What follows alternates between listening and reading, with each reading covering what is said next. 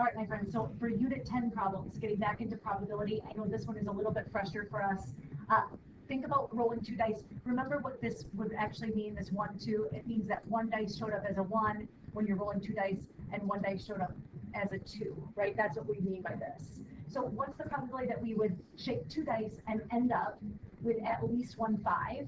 That's basically everything in this row and everything in this column has at least 1 5 in it. So if you count up the distinct number of things, that would be 6 plus 5 more, so that would be 11 out of the total sample space of 36. What's the probability of getting the same number? And, so first of all, let's just do one of these things at a time. First of all, same number, be everything down the diagonal, right? So then we're getting a 1 and a 1, 2 and a 2, 3 and a 3, so on and so forth.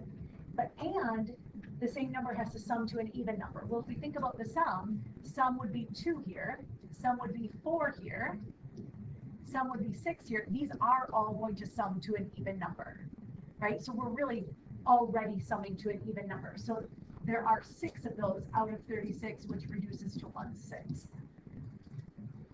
What's the probability that we would get the same number or sum to an even number? So the same number, remember there is something, this is not mutually exclusive, it could be the same, right? That your same number and sum to an even number. So when we add to the same number, right? So this is the probability of being the same plus the probability of even minus the probability of both. So the probability that we got the same was the 6 out of 36 plus the probability that we're even. It's a little bit trickier, but like this sums to an even, but 1 plus 2 is odd.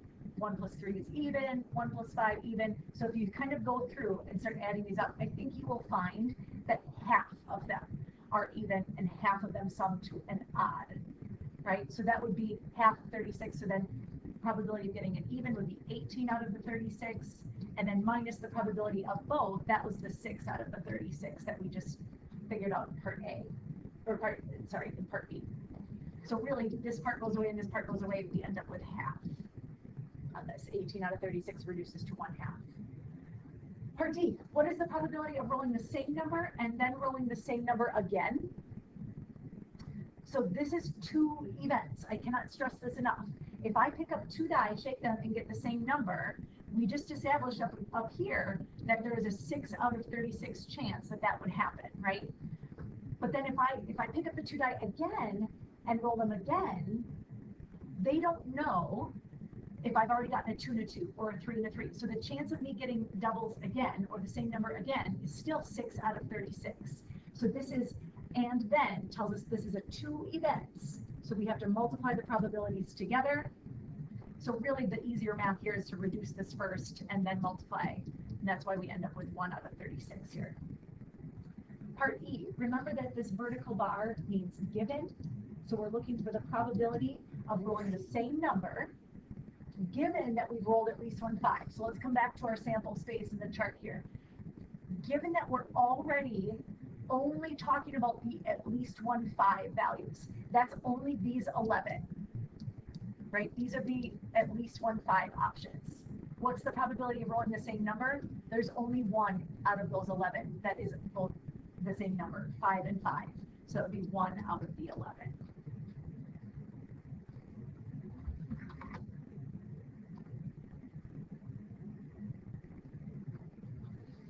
Okay, let's move on to number 2.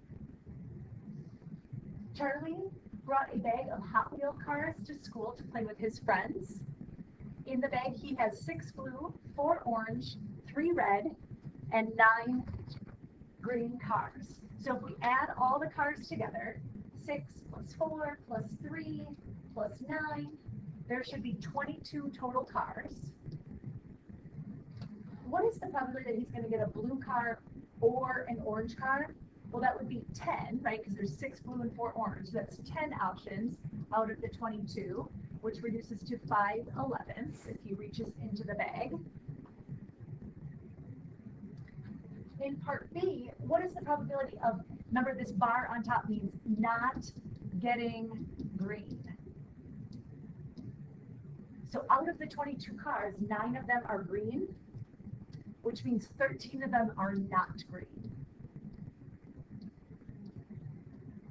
In part C, what is the probability of Charlie's friend Henry randomly selecting a blue car to play with?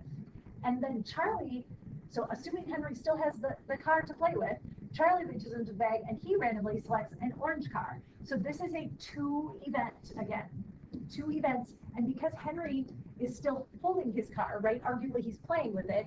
Charlie's draw is then a dependent draw, right? So this is two events. We're going to multiply the probabilities together. So let's do Henry first. He reaches in first, gets a blue car. So that's 6 out of 22 times. Charlie then is going to reach in and get an orange car. So that would be 4 out of the remaining 21 cars. It's easier to do this multiplication if we reduce first. So this would be 3 out of 11. Then we can cross cancel the 3 and the 21, 7 and 1. And so we end up with 4 over 77. In part D, what's the probability of reaching and getting a blue car given that a blue car has already been selected? So again, this is a given, right? It's the conditional probability. This is a one event. There's only one probability to consider here. What's the probability of getting a blue car with the knowledge that a blue car has already been taken? So that means that we're down to 5 blue cars out of 21 remaining cars if there's one that's already been taken. Okay, moving on to number 3. This is kind of that classic chart problem. What's the probability if we're looking at a group of students, lowerclassmen and upperclassmen, we talk about their 0 sports, 1 sport, 2 sport, 3 sport athletes. Okay, what's the probability of randomly getting a lowerclassman and a lowerclassman who plays 2 sports, right? So this is the overlap.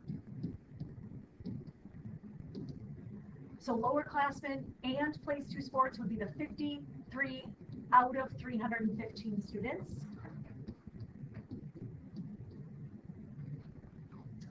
What's the probability of getting a lowerclassman or a student who plays 2 sports? These ones are not mutually exclusive, which means we've got to do the adding and subtracting of the probabilities, right? So probability of lowerclassmen plus probability of 2 sports minus the probability of being both of these things, a lowerclassman who plays 2 sports. So probability of being a lowerclassman is all 155 out of the 315.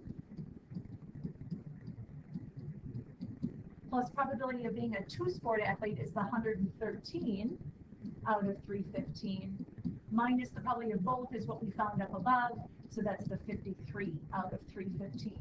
And when we add and subtract here, we end up with 215 out of 315. If we reduce this down, I think we end up with 43, dividing everything by 5, out of 63. So 43 out of 63. Okay, in part C, what's the probability that we randomly get a student who plays 1 sport, given that that student is an upperclassman? So given that we're only looking at this green column, what's the probability? This is a one event, right? So given that we're looking only at the upperclassmen, what's the probability that that student plays 1 sport? It would be 44 out of the total 160. And again, reducing this, we'd end up with 11 over 40. Kind of switching the order of this, what's the probability that we would get an upperclassman, given that we're only looking at the 1 sport friends? So the 1 sport friends, that's this row. So we're only looking at the blue row. What's the probability we get an upperclassman? Would be 44 out of the 84 1 sport friends. Right? And again, reducing this down, we'd end up with 11 out of 21. Moving on to number 4. We're almost there. Josie told her friend there was a 4/9 probability of her going to her friend's art show tonight. What's the probability of her not going to the art show? Well, if 4 out of the 9 times she's going to go, the other 5 out of the 9 times she's not going to go. Remember that odds compares the probabilities of going to not going. So the odds of her going to the show 4 times she will go to the show compared to the 5 times she will not go to the show. So this could also be written as 4/5 as a fraction, or 4 with a colon 5.